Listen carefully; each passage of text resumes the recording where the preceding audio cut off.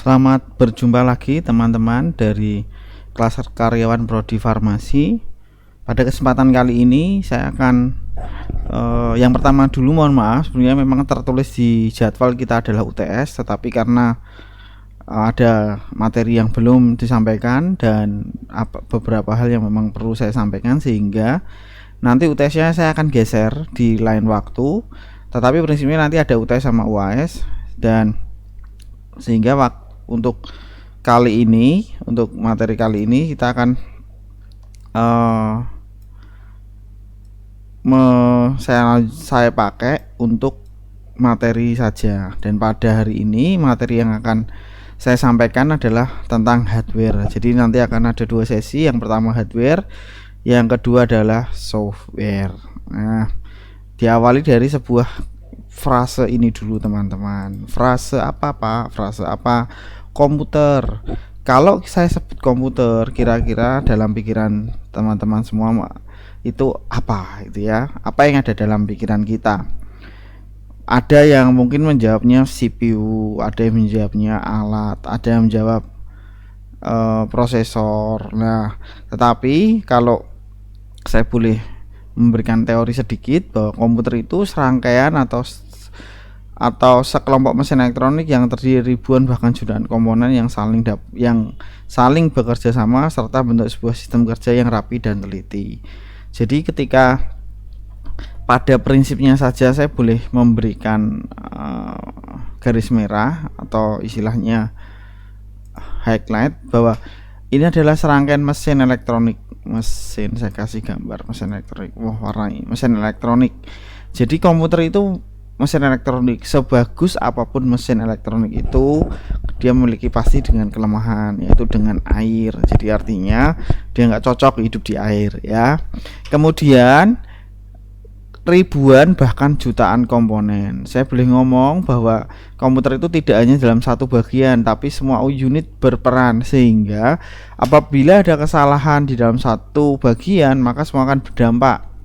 Dan mereka saling bekerja sama, semuanya seirama karena ada sistem operasi di dalamnya, dan mereka membentuk sistem kerja yang rapi dan teliti. Sistem kerja yang rapi dan teliti itu seperti apa? Jadi komputer itu bekerjanya by system, tidak serampangan, tidak sembarangan, tetapi sudah berdasarkan sistem. Contohnya adalah ketika teman-teman semua menyalakan komputer, paling sederhana mematikan komputer, pasti teman-teman beda dengan matikan televisi. Kenapa Pak? Karena kalau kita matikan televisi, kita tinggal tombol power maka semuanya selesai. Tetapi kalau kita bekerja sama dengan komputer, maka Anda harus tidak langsung tombol power dipencet. Karena ketika kita langsung pencet tombol power, itu artinya kita sedang secara kasar memutus hubungan arus listrik dari power supply ke hard disk yang melalui motherboard, sehingga keterkaitan itu akan berpengaruh teman-teman, sehingga kita tidak boleh sembarangan. Jangka pendeknya sih nggak apa-apa, tapi jangka panjangnya bisa jadi motherboardnya kena, hard disknya banyak bad sector. Bad sector itu dampaknya apa Pak? Bad sector dampaknya hard disknya tidak kebaca. Paling parah ya tidak bisa digunakan lagi untuk hard disknya. Nah, kemudian sistem ini kemudian dapat digunakan melaksanakan serangkaian pekerjaan secara otomatis berdasarkan urutan instruksi atau program yang diberikan kepadanya. Ini ya teman-teman, berdasarkan urutan instruksi, artinya komputer itu hanya alat bantu. Kita tidak bisa serta-merta komputer kerjakan ini gitu ya. Mungkin next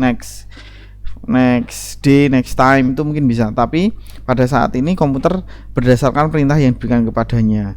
Jadi kalau Anda beli komputer tidak diberikan Microsoft Word, ya komputer itu tidak bisa bekerja sebagaimana mestinya. Dia hanya operating system, sehingga teman-teman perlu disadari bahwa pengertian ini sangat penting supaya kita paham betul bahwa komputer itu berdasarkan program yang diberikan kepadanya. Jadi kalau komputer itu tidak punya program Word, ya dia tidak bisa apa-apa, tidak bisa ngetik gitu ya, tidak dikasih Excel, ya dia tidak bisa melakukan program Excel. Jadi berdasarkan program yang diberikan kepadanya. Next. Nah, ini tadi saya sudah review secara alat, dia hanya membantu. Nah, pengertian manusia ini yang lebih penting teman-teman, karena butuh namanya program dan manusia. Manusia disebut brainware, sedangkan program namanya software ya, dan kita seperti itu. Nah, ini yang lebih penting. Kenapa saya bilang lebih penting? Ini prinsip dasar komputer. Nah, komputer itu terdiri dari input, output, proses. Ya, jadi input, proses, tengahnya output. Di dalam proses sendiri ada namanya Central Processing Unit atau yang kita sebut sebagai CPU. Di dalam CPU ini ada namanya Control Unit dengan Arithmetic Logic Unit. Mereka bekerja sama, yang satu kaitan dengan arithmetic, satu tentang hardware. Apakah Central Processing Unit ini bisa bekerja sendiri? Tidak, dia membutuhkan namanya memori. Memori inilah yang sebagai lahan kerja atau rentang space yang bisa dikerjakan atau rentang space yang bisa proses dikerjakan. Sedangkan disk adalah tempat untuk menyimpan data setelah diproses. Ini output. Nah, bisa jadi misalkan kita sederhananya, aku membuka tugas minggu kemarin. Dia tidak hanya, jadi istilahnya memori ini adalah pekerjaan saat itu. Nah, kalau dia ingin membuka memori, membuka file-file yang kemarin, nah dia CPU ini bekerja sama dengan disk untuk mencari disk fileku yang kemarin mana. Nah, di situ ketika kita sudah selesai input save, maka dia akan nyimpan lagi. Wah, aku mau ngeprint nih. Lah, dia masuk akan bekerja sama dengan bidang output untuk mengeluarkan hasilnya. Seperti itu. Jadi paham. Prinsip ini sederhana tetapi sebagai dasar sebelum kita melangkah lebih jauh, seperti itu. Saya tidak akan begitu lama bahas, tapi ini generasi pertama yang menjadi highlight adalah awalnya menggunakan tabung hampa udara. Oke, vakum sehingga panas mudah pecah. Oke, saya cepat aja. Generasi pertama ini dilihat bisa bentuknya seperti ini, tidak seperti komputer, beratnya hampir 30 ton, panjangnya 30 meter, tinggi 2,4 m. Dan ini menggunakan listrik yang cukup besar. Namanya komputer sistem namanya ENIAC. Terus kemudian perkembangan lagi, tadi menggunakan tabung hampa udara, kemudian sudah masuk namanya transistor. Sehingga satu lebih tipis, lebih cepat ya toh prosesnya dan ukurannya tentunya. Nah, ini lebih ringkas. Yang perlu teman-teman pahami, komputer zaman dahulu itu tidak dipergunakan untuk pribadi, sehingga setiap komputer ini memiliki karakteristik masing-masing. Jadi komputer itu diset, ada yang buat militer, ada yang buat ekonomi, bank. Jadi beda dengan komputer yang kita hari ini pakai, seperti itu. Generasi ketiga jauh lebih kecil karena dia sudah menggabungkan transistor dengan namanya IC Integrated Circuit atau IC chips. Komputer generasi ketiga jauh lebih ringan dan mulai menampilkan bentuknya yang lebih ringkas. Nah, sebagai gambaran yang Anda lihat piringan-piringan ini adalah memori diproses. Jadi Pak, itu enggak ada layarnya. Iya, memang posisinya waktu itu memang komputer masih dalam bentuk nih kayak mesin tik ya, memproses input yang diberikan kepadanya, seperti itu. Komputer generasi keempat sekarang sudah memakai mikroprosesor yang hari ini kita pakai dan sekarang sudah masuk generasi 4 dan tentunya sudah mulai kecil dan kita sekarang masih bisa pakai gitu ya. Oke, jadi pada pertemuan hari ini secara khusus kita akan bahas tentang hardware. Jadi nanti goalnya dari tujuan kuliah hari ini adalah supaya mahasiswa ini, teman-teman semuanya, sekalipun Anda jurusan farmasi, TTK, saya berharap Anda paham tentang hardware. Karena apa? Paling sederhana kalau kita mau beli laptop, laptop sembarang wis pokoknya yang sekian. Wah, itu enggak bisa, harus tahu jeroannya. Hardware-nya apa, spesifikasinya bagaimana, dampaknya apa, supaya nanti teman-teman tidak salah beli. Entah belinya terlalu mikirnya murah tapi jadi masalah, atau lebih baik invest agak banyak tetapi memuaskan sampai berapa tahun gitu. Nah, yang seperti apa nanti kita akan bahas komputer yang baik. Yuk, next. Input device. Saya kena untuk input device ini adalah sesuatu yang peralatan yang berfungsi masukkan data ke dalam komputer. Ada mouse yang pasti tahu ya, keyboard, joystick ini yang main game. Oke, supaya teman-teman tidak galau, tidak bingung, saya akan coba mau mencarikan ya joystick itu kayak apa. Oke, saya carikan di sini. Oke, mungkin teman-teman cari mungkin scanner joystick aja dulu, joystick. Ini untuk game ya, ini yang mungkin anaknya, mungkin ponakannya atau siapa tahu lah, ini joystick bagaimanapun juga untuk dia juga memasukkan data. Kemudian setelah joystick tadi pengen tahu fingerprint. Nah, fingerprint ini sekarang macam-macam teman-teman. Fingerprint mesin. Oh, bukan mesin ya. Begini aja. Jadi fingerprint yang kita tahu sekarang nempel di laptop. Jadi kalau mau ada juga di laptop. Jadi input karena apa, untuk security. Jadi ada Lenovo beberapa itu sudah pakai fingerprint, punya saya memang belum ada gitu ya. Nah, fungsinya apa ya? Dia akan menerima scan atau memasukkan gambar dari jari tangan kita, akan diproses betul enggak orang ini memiliki otoritas terhadap laptop ini itu. Terus ada namanya barcode, scanner barcode. Anda ketemu kalau di toko-toko ya apa ya, toko lah inilah di mana ya, paling enggak ada ya toh. Terus di JNE juga ada. Jadi dia akan membaca atau membaca dari barcode yang ada, dan itu jauh lebih cepat.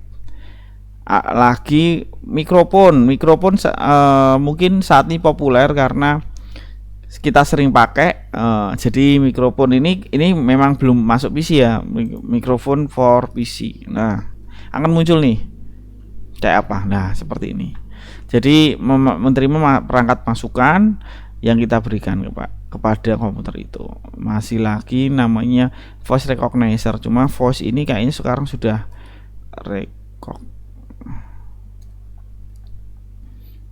ya, gambarnya secara fisik memang sudah masuk seperti ini. Jadi dia akan menerima masukan dari perkataan kita.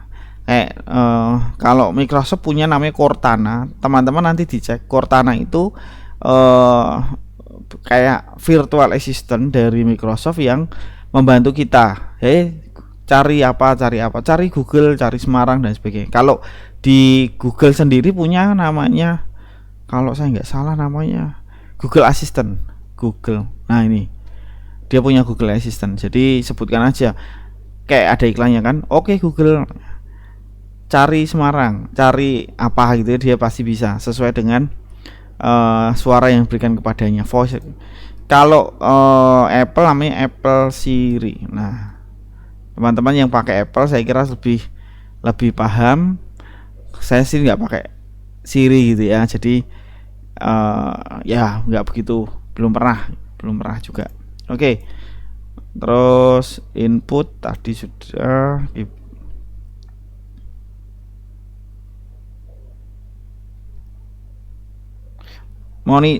terus setelah input sudah, terus tadi proses tadi sudah, sekarang kita ke outputnya dalam arti ini adalah monitor. Sebentar, saya akan buat monitor. Saya kembalikan dulu. Nah, monitor ada namanya monitor CRT, LCD, LED. Bedanya apa, Pak? Bedanya kalau monitornya, nah, yang sebelah kiri ini namanya komputer CRT. Ada tabungnya, besar, berat, panas. Nah, ini sudah ke LCD. Yang LED saya nggak ada gambarnya, tapi hampir sama kok. Tapi bedanya adalah satu, radiasi di sini besar banget, kalau ini lebih kecil. Terus wattnya, dayanya lebih kecil di LCD, seperti itu. Harganya Pak, harganya sih ya, sekarang semua LCD sih ya, jadi hampir 1 jutaan. Printer, nah ini sekarang printer yang kita perlu pahami dulu, yang seperti apa Pak printer itu. Nah, saya kasih tunjukkan lagi. Yang pertama printer yang Oke, printer yang hari ini printer dot matrix.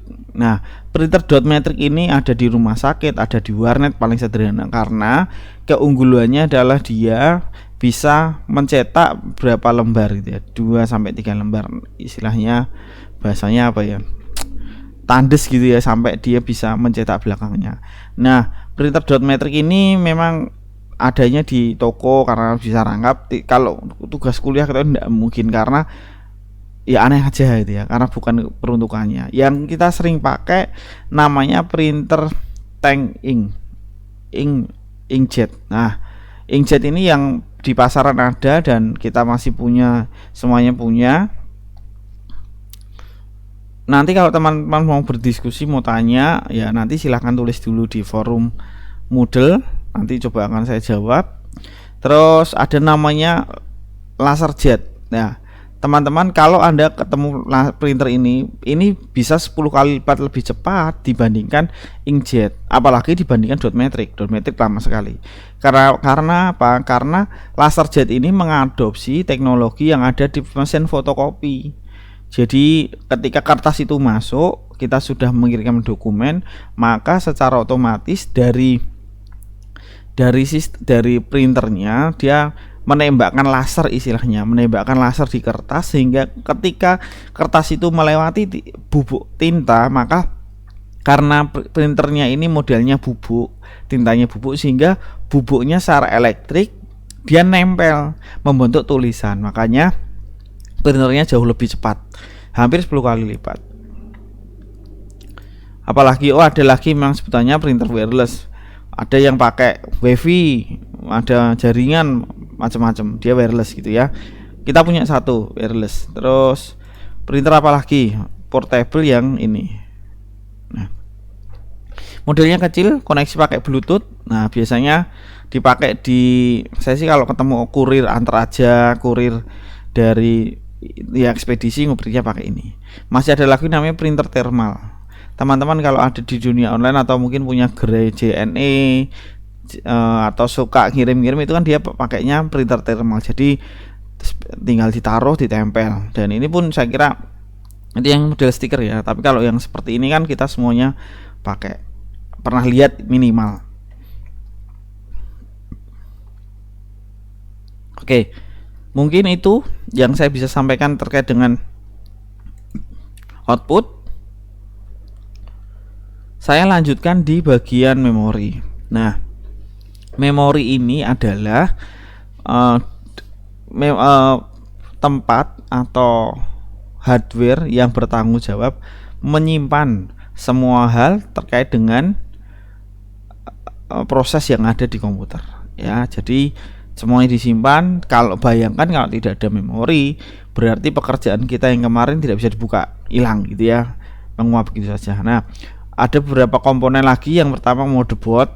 Ini namanya motherboard karena apa? Semua nempel di sini. Kalau secara di PC nanti teman-teman cari akan kelihatan motherboardnya seperti apa. Tapi kalau di laptop mungkin lebih berbeda.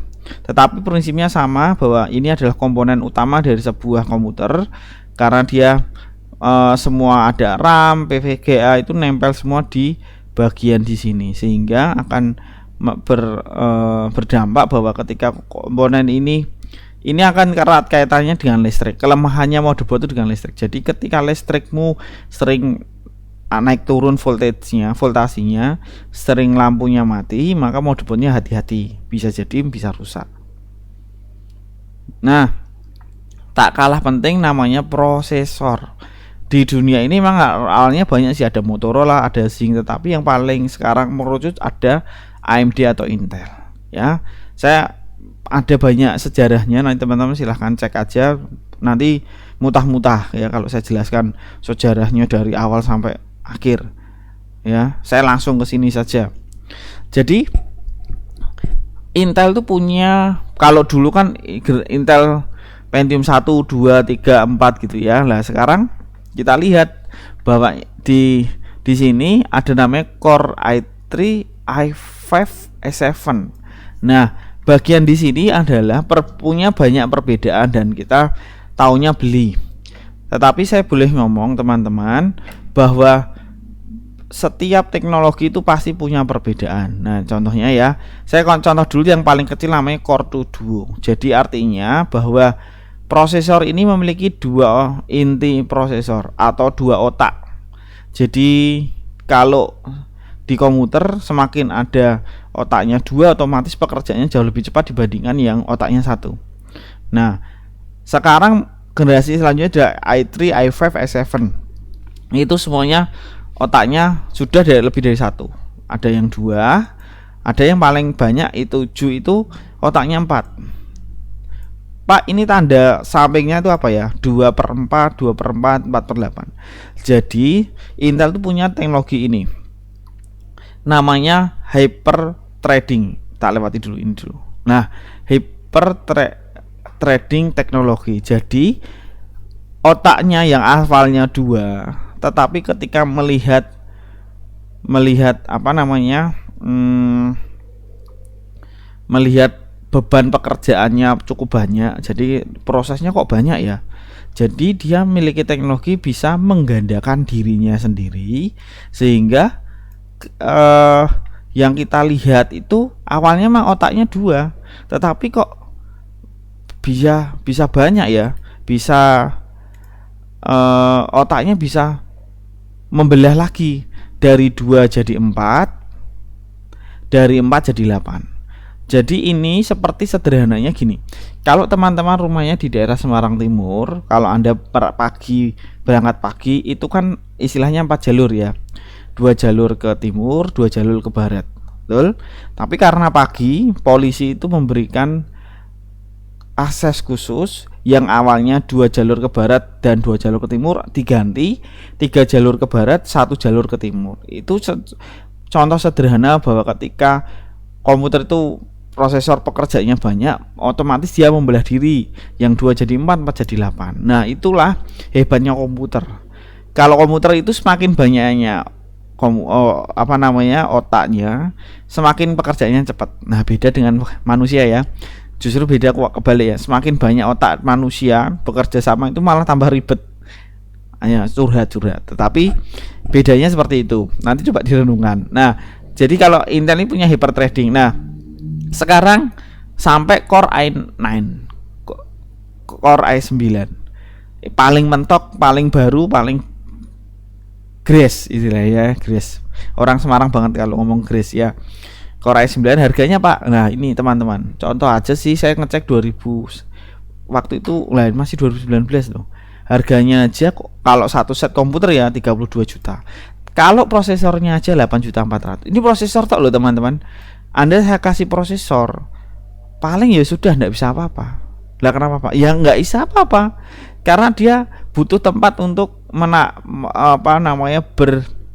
bekerja. Lah dia butuh motherboard, dia butuh, makanya dia tidak bisa berjalan sendirian. Butuh perangkat input, perangkat output, memori disk untuk dia bekerja. Oke. Saya tinggalkan, nanti kalau teman-teman punya rezeki beli ya nggak apa-apa lah. Saya mau beli yang mahal Pak, boleh, bebas gitu ya. Tapi headlightnya tadi. Kemudian teman-teman, kalau Anda mau pakai VGA, nah ini memang bedanya VGA ini adalah yang berpenting menampilkan output proses ke monitor. Jadi tanpa VGA ini, maka komputer ini tidak akan menampilkan apa-apa gitu ya. Jadi memang untuk tampilan gitu ya. Nah, bentuknya seperti ini, ada biru. Nah, sekarang mungkin saya kelupaan, masih ada namanya sekarang, namanya HDMI. Pak, saya kok nggak ada, mungkin karena laptopnya baru munculnya pakai HDMI. Dan saran saya sih kalau Anda beli kalau ada yang ada logonya Nvidia. Karena apa? Itu akan sangat mendukung kinerja. Dampaknya apa toh Pak? Ya kalau dampaknya adalah ketika Anda nonton film, game atau mungkin yang lebih nyata gitu ya, pakai VGA ini akan sangat mendukung, menolong Anda. Oke. Nanti saya tunjukkan punya saya. Hard disk itu fungsinya dari awal apa ya, pastinya untuk menyimpan memori. Jadi hard disk pertama ini 355, cuma 5 MB teman-teman, untuk menyimpan 5 MB segede gaban ini ya, 5 MB 500 kilo 100 watt. Bayangkan saja sebesar itu ya, ngeri sebanyak itu. Oke, saya next saja. Nah, sekarang kalau Anda beli laptop ada dua tawaran nih, SSD dan HDD. Gampang, secara fisik ukurannya lebih besar HDD dan SSD lebih kecil. Jadi kalau laptop sekarang lebih tipis karena dia pakai namanya SSD, Solid State Disk. Kalau ini Hard Disk Drives. Bedanya apa Pak? Jadi kalau saya boleh ngomong secara fungsi sama, bedanya adalah karena dia lebih cepat, karena terus kemudian ketahanan goyangan lebih tinggi. Karena kalau SSD itu dia pakai pakai solid state ya atau magnet gitu ya. Kalau yang hard disk itu dia pakai lempeng magnet dan memang dia putar terus. Daya listrik lebih kecil SSD dan lebih ringan. Ini karena lebih ringan maka laptop sekarang jauh lebih tipis, jauh lebih ringan. RAM. Ini saya boleh singkatnya Random Access Memory. RAM saat ini paling baru ada DDR4. Nah, saya kasih analogi ya, teman-teman. Analogi RAM itu seperti apa? RAM itu seperti tangan, CPU seperti otak. Jadi secanggih apapun otak, secanggih apapun CPU, kalau dia hanya memiliki dua tangan, ya dia pekerjaannya ya cuma dua tangan. Beda kalau misalkan mau CPU-nya kenceng, nah RAM-nya dibuat 4. Istilahnya tangannya semakin banyak gitu ya. Jadi artinya semakin banyak yang bisa dikerjakan. Jadi makanya kalau Anda beli handphone, beli laptop gitu ya, sekarang ya minimal RAM-nya 4. HP ada yang RAM-nya 8. Kalau Anda beli laptop RAM-nya 2, wah sekarang sudah Anda bisa darah tinggi. Kenapa? Karena tidak sabar lama banget, karena memang disarankan banget Anda pakai Windows 10 itu minimal RAM-nya 4 GB. Itu pun 4 GB itu khusus untuk menjalankan Windows. Jadi paling tidak sih, kalau saya sih kalau mau 8 menurut saya. Analogi lain ada seperti meja. Jadi kalau RAM-nya besar, maka meja kerja kita kan banyak barang bisa kita taruh. Tapi kalau kita mejanya kecil, ya Anda bisa taruh cuma satu laptop. Tapi kalau mejanya besar, saya ada laptop, ada HP, ada buku, ada colokan, ada kipas angin, bisa naik semua di meja. Lah itu sederhananya. Maka itulah pentingnya kalau pakai RAM yang lebih besar, karena semakin besar RAM, semakin besar juga apa yang kita bisa kerjakan. Ya, oke. Untuk ini saya lewati aja, nanti teman-teman bisa download sama memori flash disk. Oke. Mungkin itu saja teman-teman yang bisa saya sampaikan terkait dengan hardware. Nanti saya akan lanjutkan satu lagi tentang software.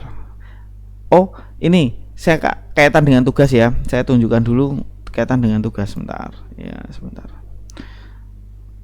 Nanti tugasnya saya minta Anda untuk mencari tahu apa saja memori atau apa saja yang ada di laptop teman-teman. Oke, kelihatan ya, saya berbagi share. Saya akan tunjukkan, saya pakai namanya softwarenya ada namanya ini tidak muncul. Bentar. Saya pakai CPU Z. Nanti teman-teman bisa download. Downloadnya di mana Pak? Download aja CPU Z, banyak kok.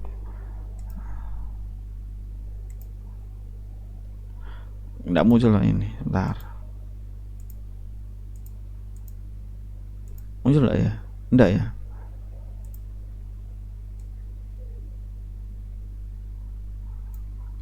Bentar, saya bawa. Aduh, nggak mau ya.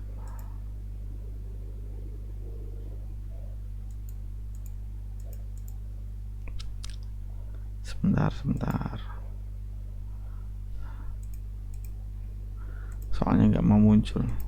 Saya tarik di PowerPoint aja deh, biar teman-teman tahu paham. Bentar.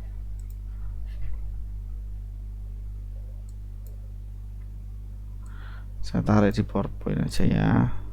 Ntar saya copy dulu.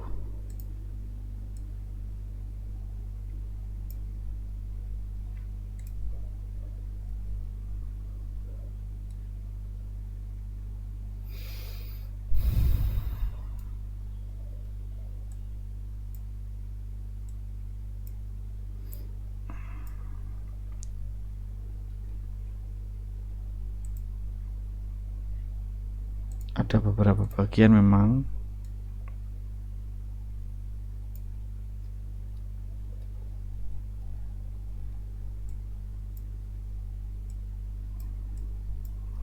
mungkin saya ambil beberapa saja ya, jangan enggak perlu semua.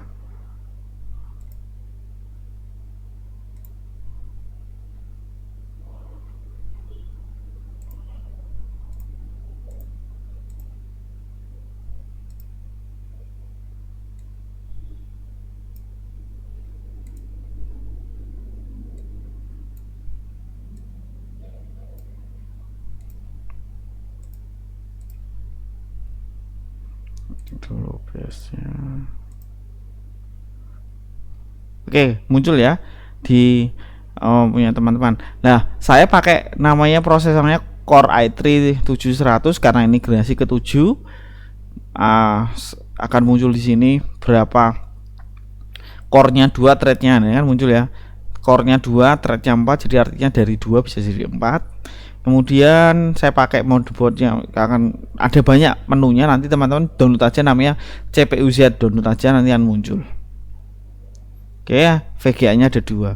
Jadi nanti tugasnya sederhana adalah saya minta Anda yang pertama foto dulu fisik komputer Anda, mau PC mau laptop. Pak, enggak punya laptop, enggak punya PC, pinjam punya saudara, teman, bebas. Nah, foto secara fisik nanti saya minta Anda tahu memorinya berapa, harddisknya berapa, terus pakai RAM berapa, sehingga nanti supaya nanti ketika next time Anda beli akan tahu tuh, oh kalau beli yang seperti ini. Nah, jangan sampai kita beli kucing dalam karung, nggak tahu pokoknya beli harga sekian, jangan ya. Kalau kemarin Anda belum dapat pengetahuan itu nggak apa-apa, tapi sekarang kan sudah dapat pengetahuan. Jadi minimal beli berdasarkan spesifikasi yang ada. Oke, begitu teman-teman terkait dengan hardware. Pertanyaan silakan di Moodle, nanti saya akan menjawab via Moodle. Dan kalau mau via YouTube sih nggak apa-apa juga, langsung aja di kolom komentar. Begitu saja, terima kasih teman-teman. Selamat malam.